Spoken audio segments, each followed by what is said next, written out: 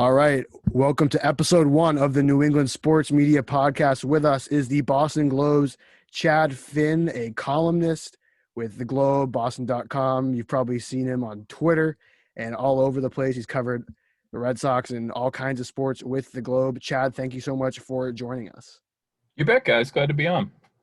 Chad, so we know that obviously you have a ton of sports writing experience, but part of your job is covering sports media itself.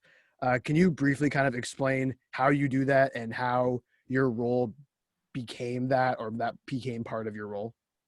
Yeah, the sports media columnist actually originated with the Globe back in I think it was the early 70s with a writer named Jack Craig. And it was right around the time when sports on television was blowing up. The most watched TV show in the country was Monday Night Football at that point. It was event television every Monday night. And Jack launched that column in the Globe. It was called Sport View with the TV in the middle, big letters with that, and became hugely popular. And he ended up writing it for Sports Illustrated as well as the Globe, and kind of got that genre of sports writing started. And through the years, the Globe had a bunch of different people do it after Jack left and came back. And I got to Globe in 2003 from the Concord Monitor, and I came in as a copy editor and a layout person and wasn't writing initially. And that column kind of started fading away. And then in about,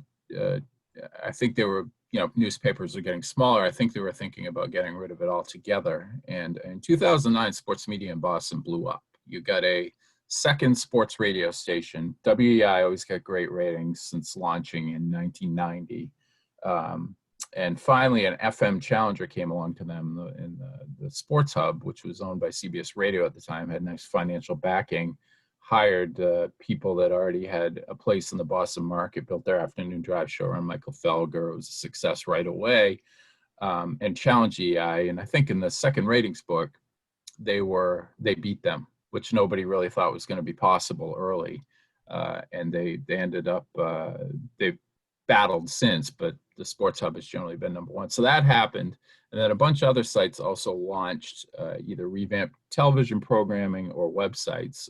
At the same time, ESPN Boston launched and built it around Mike Reese, and hired, our sports editor from Boston.com at the time. They hired Chris Forsberg from us, and those jobs are open up. WEI relaunched its website and had Rob Bradford come in. He hired a really great staff. He had Alex Spear there, and a guy named Paul Flannery, who's a great NBA writer, and really built something there. And also at the same time, Comcast Sportsnet New England hired a ton of people for a website and for on air, and really enhance their programming. Now, about 2 weeks ago, they laid off a lot of those people, but 11 years ago, they made a huge expansion. So all this stuff happened at the same time, and my editors looked at it and said, so much happening in sports media. We got to do two things. We got to enhance our own coverage of sports on the web, and we've got to cover the media a little bit more. And so one of the things that they did, they figured they needed to expand Boston.com because there were all these challengers coming to it, and people are trying to take away and poach our people. I mean, I've told this story before, but Bill Simmons called the Globe one day, and I used to sit right across from Chris Forsberg, and he called Forsberg and said, you should really go to ESPN Boston. The Globe's bleeding out, and you can't put a Band-Aid on that. Newspapers are dying. This was in 2009. And, when you get a call from Bill Simmons at that point, you're listening. And so Forsberg went over there, but that's kind of the level of what they were trying to do to take people away from us. So the Globe fought back a little bit, and the way they did it was they hired Tony Maserati from the Herald to come in and be the strictly online columnist. They moved a couple other people around, and they moved me from the desk to over to Boston.com to write, to be a columnist and to write the news that broke during the day. And within a year, they looked at a couple of things I'd written. I did a complete hatchet job on WEI that got a lot of notice, and I did something else talking about, I think it ranked the Boston broadcasters, the 4 play-by-play guys, 4 color guys that we had calling regional games, and got a lot of feedback on that story on the web. And they said, maybe we should have him write media. And so they gave me a tryout for that column, and like the way it went. And I've been doing that for over 10 years now. So that's the long-winded way of saying how I ended up writing media for the Globe. So you mentioned 98.5. Like, a lot of people our age listen to Felger and Maz. Like, people are still listening to radio. Like, what do you think makes, like, separates one of those talk shows from other talk shows? And how do you think radio has, like, stayed relevant around here despite, like, podcasts and Twitter and Instagram and all that? Well, Felger has the number one thing you want as a sports personality, other than credibility. I guess the number thing you want is credibility more than anything else. If you're a journalist, the argument can be made that sports radio isn't journalism; it's entertainment. I tend to lean that way. They're not obligated to, report on things. But the thing Felger has going for him is, you want to know what he thinks. If the Bruins do something stupid and lose a game, a lot of people in the Boston market have that thought go through their head. What's Felger going to say about this on Monday? What Tom Brady, Cam Newton throws 4 interceptions in the Pats opener or something. What's Felger going to say about this? And that is the ideal for what you want as a sports radio host, especially that people are thinking about what you might say about a given event or a given topic. And I think more than anybody else in the market, he's that guy right now. Writing wise, forever it's been Shaughnessy. He's still the one people look to see what he might say after the Red Sox screw something up, or there's a controversy with the Patriots or something like that. He's had that mantle forever. But digitally, in digital media, it's Felger on the radio, and I think that gives him still a pretty big advantage over anybody in the market right now, whether they have a podcast or they're on one of the TV NESN or NBC Sports Boston. He's the one. He's got that crown right now as the person that the fans have in their head. They want to know what he thinks about something, and that's why their ratings is so high. Maz is at 2, but Felger's really the engine that drives that show, and he's got it down to a science. Yeah, it's funny you say that. I'm in a group chat with a couple of my buddies who are big Boston sports fans, and every time, like, when Mookie Betts got traded, the Tuca thing this weekend, right. Can't wait to hear what Felger says about this. Yeah, in particular with the Bruins and Patriots, because he was a Bruins writer at the Herald, he was a Patriots beat writer at the Herald, and the Sports Hub has it down. Felger, in particular, has it down to a science. They have 15-minute increments of what they've talked about. They break it down into what they've talked about and then what the ratings were when they talked about this particular thing. So they have the empirical evidence, the data that says that this is what gets a reaction. And so Felger's really, with that data and with his sort of intrinsic ability to know how to push those buttons, and not only to be contrarian all the time, but to throw a curveball once in a while. The Patriots go out and get their butts kicked by the Jets or something, and the people are automatically going to think that Felger's going to bury them the next day. And every once in a while he'll say, you know what, it was just a stinker of a game, just a bad game, and mixes it up just enough that it doesn't get predictable. It doesn't get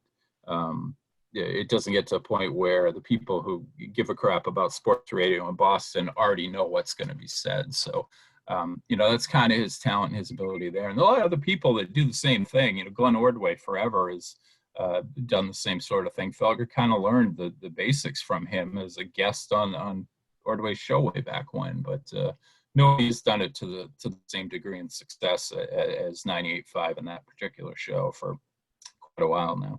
Chad, when you watch, listen, anything consuming sort of sports media, do you always have that sports media columnist hat on, or can you kind of separate things ever?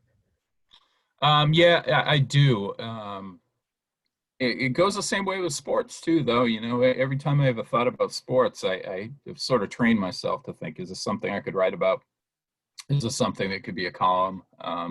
Where, it can just be a conversation with your dad or something, one of my kids says offhandedly about Mookie Betts or something. And you always have that light on kind of in your head as a sports writer that, as a columnist, so maybe this is something I can write about. And it certainly applies to TV and to sports media too. I think people do assume that I sit around and listen to all 4 hours of every sports radio show in Boston every day, and I'd be in a mental institution if I had to do that. So I kind of pick my spots, if a certain guest is on, or what the topic, a topic one show's talking about compared to the other. I'll pick the one that's more interesting. But the way it is today, if somebody says something egregious or racist, or like what Tom Brenneman said the other night on the Reds broadcast, it's going to be everywhere anyway. So I don't feel like if I'm not in my car at 7 o'clock in the morning to listen to what the WEI morning guys are saying at that point in time, something happens or something that I need to write about comes up, there are plenty of ways to find it. So I kind of do have I have the radar on at all times, but that comes from more being a sports writer than someone who's watching the media.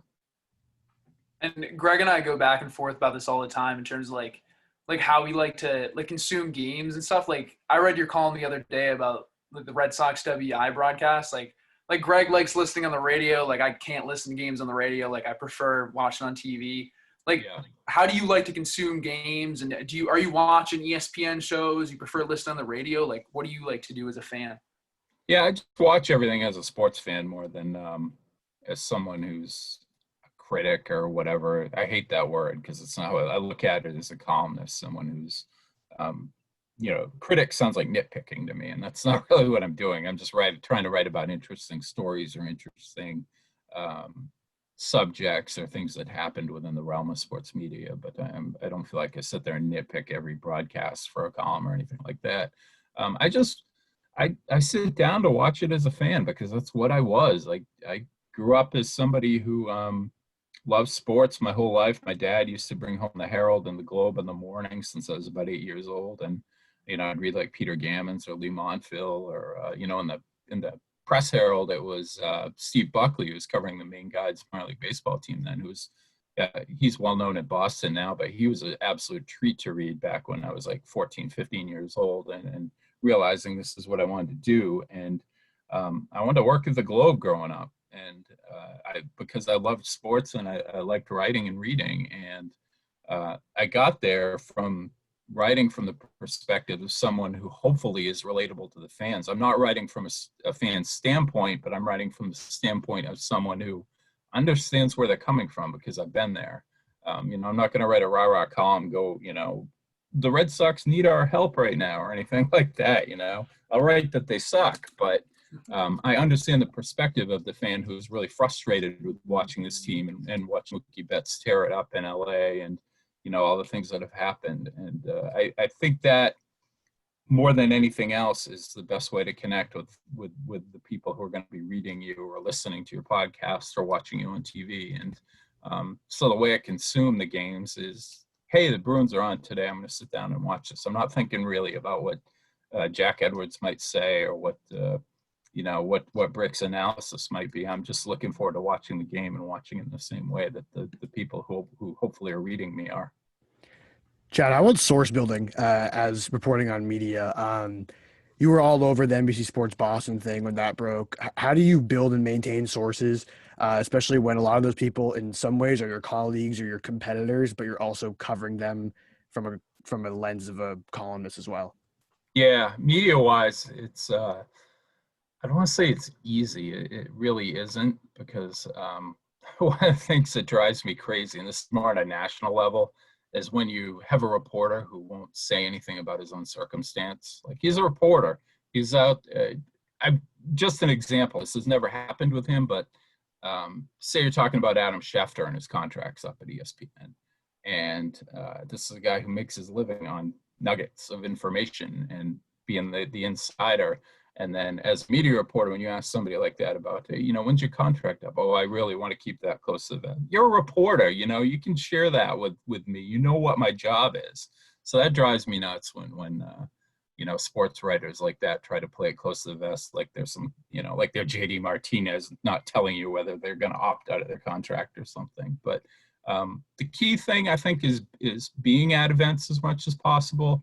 I've gotten to know people that maybe wouldn't have trusted me in the first place just by meeting them face to face. It's guys, executives in NESN or executives in NBC Sports Boston, or when somebody makes a pitch to come in and check out the new thing that they have, and you're like, nobody's going to read this if I write about what NESN's new rail down the left side of their broadcast is or something. Nobody cares, but I'll go in and listen to the pitch just so I can talk to these people, and they realize I'm not someone who's out to get them. I'm here to do my job and write about what's interesting in the media. And so it really helps in that regard. And I think with the NBC Sports Boston story, I just knew everybody. I've covered this for 11 years. Abby Chin, I wrote a story years ago about when her first child was born and it had a heart problem, and, really talked to her in detail about that. So I know she trusts me. I've known Joe Haggerty since before he was on TV. Gary Tangway, he's from Maine. I mean, all us Maine guys look out for each other. So I've known him for a long time, even though I've really had to be critical of him sometimes. And I think just the whole key thing is being there face to face, talking to people and letting them know that, the person behind the byline or the person that you're hearing on a podcast is actually a real person who if you meet them, you realize that their intentions are good. So I think that's a real key thing, is just to actually know your sources and, give them some time, even when you're not looking to get anything from them. Just, let them know that, that you're available and that you're just out trying to do your job as best you can. So when it comes to building those sources, are there certain people or like mediums that you find it's easier? Like, are the TV people or producers easier? Are the fellow kind of print people easier to get along with, or harder? Who do you find are the people that you are able to connect with in a journalistic sense easier? Yeah, you know what? It's tough to find somebody in the upper levels of management who he's completely on the level, or completely trusting. I shouldn't say on the level, that is a negative connotation, but someone who's willing to be candid with you and, doesn't give you the corporate spin whenever you ask them a pretty fundamental, basic question. One name that he's fairly new to the job, but he's been a pleasure to deal with, is Chris Wayland at NBC Sports Boston, who just had to go through all these corporate layoffs. These didn't come locally, they came nationally, and essentially they were told you have to cut this much and this many people, and they sort of had to decide who the people were. But a lot of it was out of his hands, and he's somebody who I've dealt with a lot over the last year or so, like calling him up to ask him at the beginning of the pandemic what the NBC Celtics broadcast might look like. How are you going to do this? Are you going to have Mike and Scal in the studio, or they can call it off a monitor? And a lot of people in that role would be very vague, and they were quick to spell out what their plans were, what they were thinking, what they didn't know, what they were hoping to do, and just being sort of upfront and honest. And I've found that those people are harder to find in management, especially at the national level. Maybe you don't rise to that level without being obsequious about things, but I've had a harder time with that. I found that mostly on-air personalities are almost a pleasure to deal with. Maybe it's just because they're polished, they're used to being on TV, but I've had a lot of great experiences with people you think might kind of be have massive egos or whatever. One of my favorite people to deal with is Al Michaels, who there's no more decorated broadcaster in the history of sports. I mean, Costas kind of is, but he was a studio host. But Al's called incredible games that people don't even remember he called, because they're so far down the list of amazing things that he's been on site for. And he's become somebody I can just call up and ask a question. And that blows my mind as someone who was, 9 years old when the Miracle on Ice happened, and still consider it probably the greatest sporting event I've ever witnessed. And to be able to call somebody like that up, or, Joe Buck is incredibly accessible for the guy who calls the Super Bowl every year and calls the World Series every year. And I feel fortunate that I'm grateful and appreciative that people like that actually will take a call. And I found more and more that the the folks that are on the talent side of it who have had great success are actually have far less ego than you would think, whereas the people who are behind the scenes on the national level and have had great success, their egos are a lot bigger than you would think. Yeah, I mean, just watching an Al Michaels broadcast or a Joe Buck broadcast, those people definitely do seem a little bit inaccessible. Like, how did you get to know those people? Was it just being around Super Bowls and big events like that, or how'd you do it? Well, let me tell you, anyone in the Boston media who isn't grateful for what the Patriots have made happen for them needs better perspective. I mean, I know Belichick is a pain in the ass to deal with, and Burge Nigerian, who's kind of his right hand man, and makes things difficult for everybody. But the Patriots, their success has opened doors for all kinds of people. Like Ian Rappaport, the NFL Network, covered the Patriots for the Herald. Mike Giardi, NFL Network, covered the Patriots. Mike Reese is all over SportsCenter. Field Yates was Mike Reese's second. He was the guy who was like doing Mike Reese's errands more or less at Patriots games at NBC, ESPN Boston, and now he's a superstar at ESPN. And that's because the Patriots just generated so much interest, and I think you have to really appreciate that. But in terms of making contacts, a lot of it at the beginning was just connecting through PR people and saying, I'm the new sports media writer at the Globe. I'd love to talk to so-and-so for a column. The Globe still carries some weight. The Post, the Times, LA Times, the Globe, they're all still, especially with the older people in the business, it still will open up a lot of doors and opportunities to talk to people that maybe you'd have a harder time accessing at a smaller paper. But for the most part, it's making that initial connection, usually through PR, and then writing a good, fair story when you do, and then they don't forget who you are. If somebody wrote a Greg Levinsky profile in the Press Herald, you'd remember the name of the person who wrote it and what the interview was like. And so if you treat people fairly and you do a good job, and you don't screw up the quotes or anything like that, usually you can make a pretty good connection there with people. And you don't just write about sports media too in the Globe. I mean, you write some opinion pieces on the team too. Like Greg and I always used to joke about how you're one of the more optimistic writers. Maybe not this year with the Red Sox, but definitely past years. Like, what do you think your role is there on the Globe staff in terms of providing your own opinion? Yeah, I'm the online columnist, so over at Boston.com and then at the Globe as well. But the title first came at Boston.com. So I kind of feel like I do take a more optimistic approach. I mean, the guy I grew up idolizing was Bob Ryan, who I was lucky enough. His desk used to be next to mine back in the old Globe building before we moved downtown. So that was a privilege, and he's been a huge help to me. And Bob, the reason I liked him was because you can tell he liked sports. He was passionate about it, and one of the things he always said, you're not supposed to root for the team, and that's true. You don't go to Fenway Park and clap when somebody hits a walk-off home run. No cheering in the press box and all of that. But one thing Bob always said was he likes it when the local teams win because it's good for everybody. People reading your stories are happy. More of them are going to read them. You're going to cover great events. You get to go to the Super Bowl or the NBA Finals or whatever.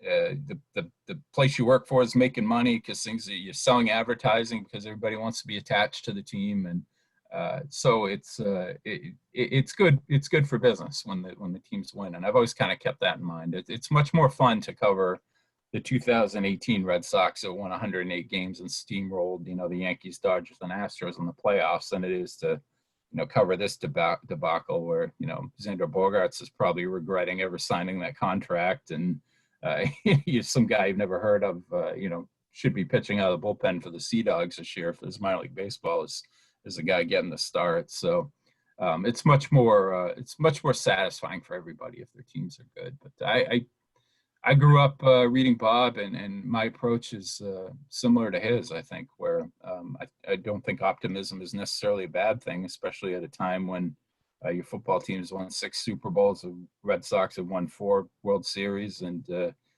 Bruins and Celtics have each got one, and they're always all in contention every year, more or less. It's okay to be positive. So you mentioned how, it seems like a lot of people, Mike Reese goes from ESPN Boston, and he's on, ESPN on TV all the time, and Field Yates, and people also go to different places. Like, we had Michael Hawley as a professor. Obviously, he's been at the Globe and NBC Sports Boston and WEEI. And it seems like people often kind of go between outlets and between mediums. Do you think that's the case everywhere, or do you think that's kind of Boston specific because there's so much and so many outlets that you can actually contribute to here? Yeah, I think it's a much broader spectrum here. People jump in between radio and TV, and Michael's a great example. And now he's got a national show coming up on NBC with NBC, the new Peacock streaming service with Michael Smith that starts in September. So yeah, he's done everything. He's a columnist at the Globe, Afternoon Drive, hosts EI, and has anchored a lot of important shows for NBC Sports Boston. So he's a great example of that.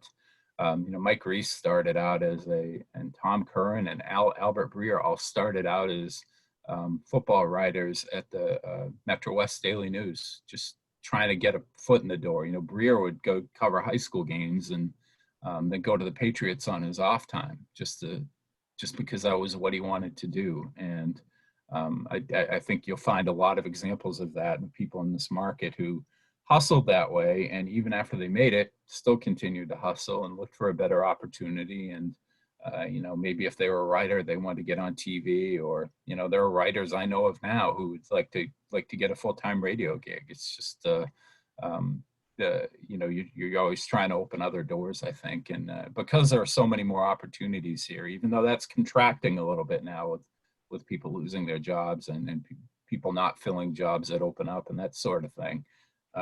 I do think, I do think there probably is more movement here just because of the opportunities and probably the ambition of the people involved.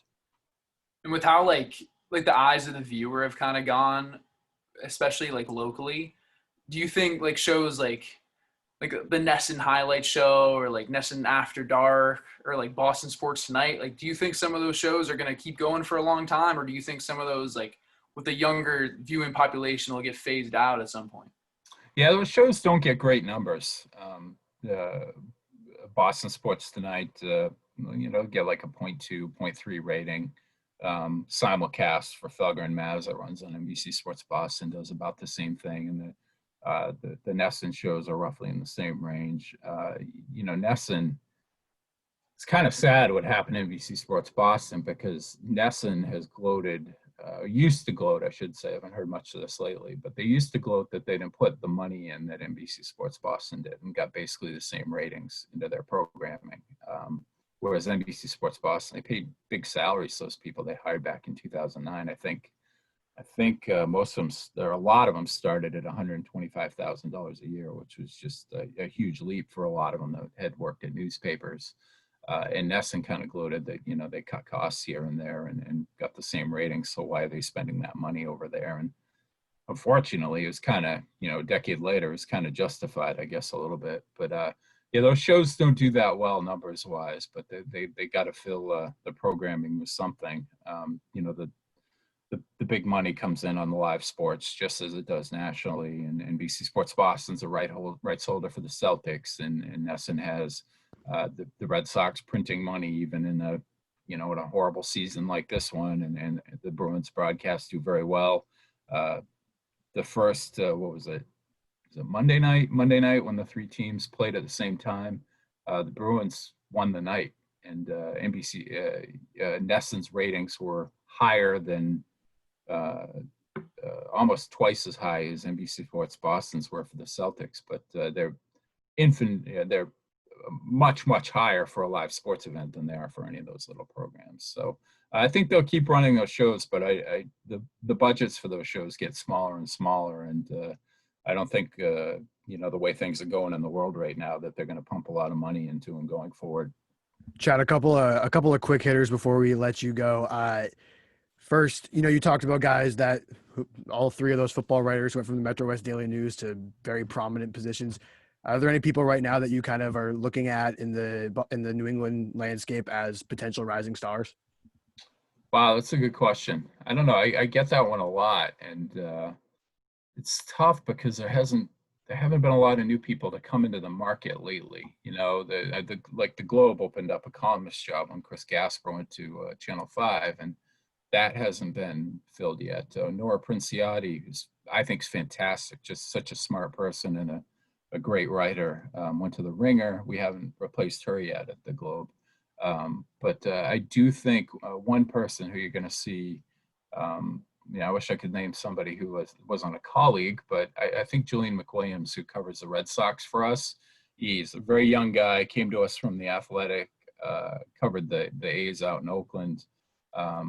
Just a really, really smart, likable, hardworking kid. And he looks at, he looks at baseball from a little bit of a different perspective because he played Division I baseball, and he was on the Harlem Little League team that made a huge run in the Little League World Series a few years back. So he's a much better baseball player than a lot of people writing about. And I think he sees the game a little bit differently, and he's able to connect with guys. He built a really good bond and wrote some great stories with Jackie Bradley Jr. And I think he's somebody who is a real rising star in the market. But it's the most important thing is just figuring out a way. And I know, Greg, you've done this really well, is just to get your foot in the door someplace and get some bylines and make a recognizable name for yourself as you continue to build it and build it up. I appreciate that, but I don't know if I'm a rising star, but we'll see.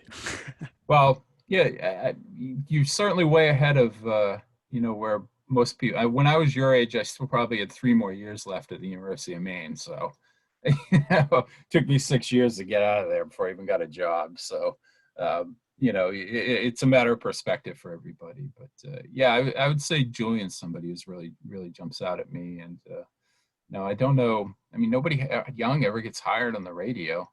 I think the most underutilized person in the Boston market on sports radio is a guy named Hardy, who's the third host on the midday show.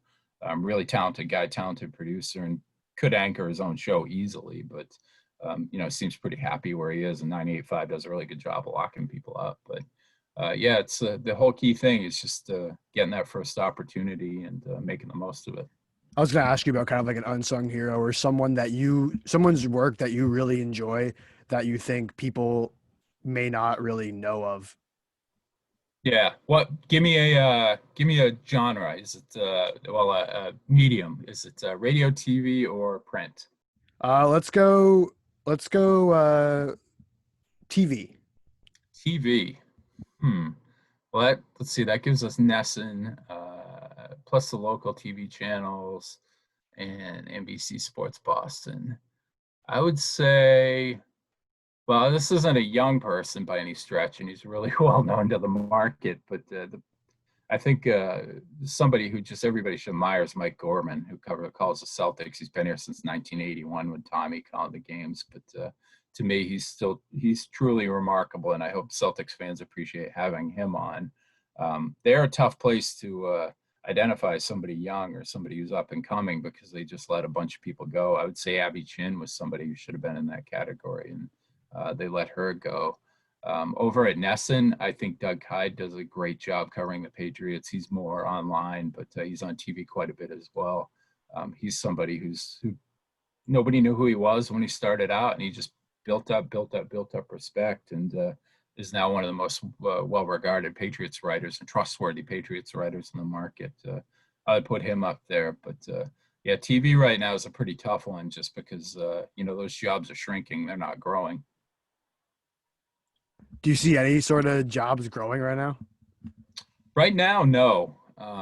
Just because of, what we're going through in the world, the way the economy is, and even the tenuousness of the sports world. I mean, the Mets now have an outbreak of COVID. Or is there going to be a Mets season a week from now? Is there going to be a baseball season a month from now? I mean, we're almost halfway through it. So, they might be able to pull it off, but there's just so much doubt about everything. does college football exist? How's the NFL going to do this? Is the miracle that is going on with the NHL and the NBA going to continue where there are no positive tests? So there's just so much that is up in the air in the world, and that's affecting everything else. And I do believe it'll turn around. People have certainly recognized the value of trustworthy media in all of this. Globe subscriptions have gone through the roof since March because people want a trustworthy source. And I do think that, that comes into play with sports as well. One thing that I really want to see succeed is The Athletic. They're a competitor for us. They've tried to hire a bunch of my colleagues, tried to hire me. They took some of my colleagues away that I really liked working with, but that place has done a remarkable job of hiring talent and giving people who lost jobs elsewhere an opportunity. And, they built a real powerhouse over there in terms of the names they have on their roster. And if that falters, I don't know what to say, because where are all those people going to go? Where are those opportunities going to come from? The Athletic and, Bill Simmons' Grantland before the Ringer really started this, where it offered well-paying jobs to sports writers that you just were having a hard time finding. I think the Ringer probably pays pretty well as well, but the Athletic really, the Athletic really, in a way, tried to save sports writing, and hopefully it works out long term, because I'd hate to see the consequences if it doesn't. You mentioned Grantland. Like one thing I like about reading these and some of these websites, I mean, it's kind of like a community in some aspect. And I got to ask you, like, one of my favorite things to do in the Globe is reading the comments. Like, how's the comments section to you? Like, what feedback do you get from subscribers on your articles, whether it be email? Like, how do they treat you? Pretty good. I mean, Twitter's a shithole. We'd be the first one to swear on your podcast, but you can fix that to cesspool if you want. But that's not a real example of, how things actually are. People on Twitter, it's like they got, call it beer muscles when people drink too much and start thinking they're tough. It's internet muscles, especially when Twitter fingers. Yeah, they're anonymous, so almost always. So, people tend to look at that and see some of the reaction you might get from people on there and think that's the way it really is. But it's almost entirely positive. I tend to hear from a couple of different demographics. It either tends to be like people you guys' age, or it tends to be really old people who have, been Globe subscribers for like 50 years, which is an interesting balance. But comment sections are sort of the in-between. It's not quite the cesspool Twitter is. And I think in a lot of cases, if you write something that actually genuinely is really good or interesting, you look at the comments and that's what people say. Hey, I love this piece, great job. Other times they tell you suck, mostly because they disagree with what your opinion is, which is fine. But I think generally the feedback is better and much more positive and much more interactive than sometimes social media, and then more negative stuff you run into on there would lead people to believe. Well, Chad, we thank you for your time. And thank you for being our first guest. So very insightful, and we learned a lot, and we'll definitely have some more episodes in the future. And thanks so much for joining us again. Yeah, good luck with us, guys. I think people really like it, and glad to come on anytime you need. So before we get to our first interview with Chad Finn, I just want to talk a little bit about why we decided to start this podcast. This is Greg, one of the co-hosts, obviously, with Liam. And basically, we're best friends from college, for 4 years. And we always talk about sports media, and we just kind of wanted to bring our thoughts and then bring some of the people that we enjoy talking about, reading about, and have them share their thoughts with you. Yeah, end of the day, like, we just love this stuff, dude. Like, I mean, we talk all the time, not even like really about what's going on with the Celtics or what's going on with the Sox, but what's going on with like people that are covering the team. And just, we love speculating on like what these guys' lives are like what are the inner workings, and some of the things that you're going to hear in this interview with Chad Finn that he talks about, like we just talk about all the time. So this is pretty much just like even more fun maybe than having an athlete on, in my opinion. Yeah, it's definitely something different. We hope everyone enjoys this. And, if anyone wants to request guests or people you like to see on, definitely Please, hit yeah. us on our social media accounts or our personal accounts, whatever. And without further ado, interview number 1 with Chad Finn is coming up.